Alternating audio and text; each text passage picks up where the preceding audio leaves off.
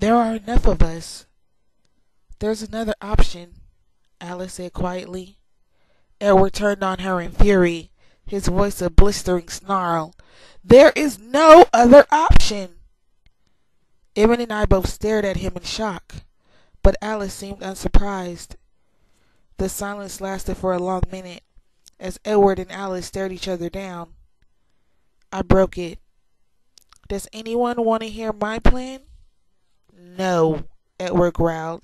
Alice glared at him, finally provoked. Listen, I pleaded. You take me back. No, he interrupted. I glared at him and continued. You take me back. I tell my dad I want to go home to Phoenix. I pack my bags. We wait until this tracker is watching and then we run. He'll follow us and leave Charlie alone. Charlie won't call the FBI on your family. Then you can take me any damn place you want. They stared at me, stunned. It's not a bad idea, really. Emmett's surprise was definitely an insult. It might work. And we simply can't leave our father unprotected. You know that, Alice said. Everyone looked at Edward. It's too dangerous. I don't want him within 100 miles of her. Emmett was supremely confident. Edward, he's not getting through us. Alice thought for a minute. I don't see him attacking. He'll try to wait for us to leave her alone. It won't take long for him to realize that that's not going to happen. I demand that you take me home. I tried to sound firm. Edward pressed his fingers to his temples and squeezed his eyes shut. Please, I said in a much smaller voice. He didn't look up. When he spoke, his voice sounded worn. You're leaving tonight, whether the tracker sees or not. You tell Charlie that you can't set another minute in Forks. Tell him whatever story works. Pack the first things your hands touch, and then get in your truck. I don't care what he says to you. You have 15 minutes. Do you hear me? 15 minutes from the time you cross the doorstep. The Jeep rumbled to life, and he spun us around, the tires squealing. The needle on the speedometer started to race up the dial. Emmett? I asked, looking pointedly at my hands. Oh, sorry. He let me loose. A few minutes passed in silence. Other than the roar of the engine, Edward spoke again.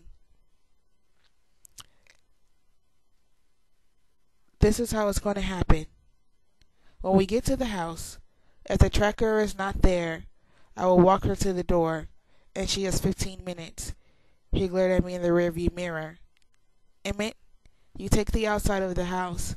Alice, you get the truck. I'll be inside as long as she is. After she's out, you two can take the Jeep home and tell Carlisle. No way, Emmett broke in. I'm with you. Think it through, Emmett. I don't know how long they'll be gone. Until we know how far this is going to go, I'm with you. Edward sighed. If the tracker is there, he continued grimly, we keep driving. We're going to make it there before him, Alice said confidently. Edward seemed to accept that. Whatever his problem with Alice was, he didn't doubt her now. What are we going to do with the Jeep? She asked. His voice had a hard edge. You're driving it home. No, I'm not, she said calmly. An unintelligible stream of profanity started again. We can't all fit in my truck, I whispered. Edward didn't appear to hear me. I think you should let me go alone, I said even more quietly. He heard that. Bella, please just do this my way, just this once, he said between clenched teeth. Listen, Charlie's not an imbecile, I protested. If you're not in town tomorrow, he's going to get suspicious. That's irrelevant. We'll make sure he's safe, and that's all that matters. Then what about this tracker? He saw the way you acted tonight. He's going to think you're with me wherever you are.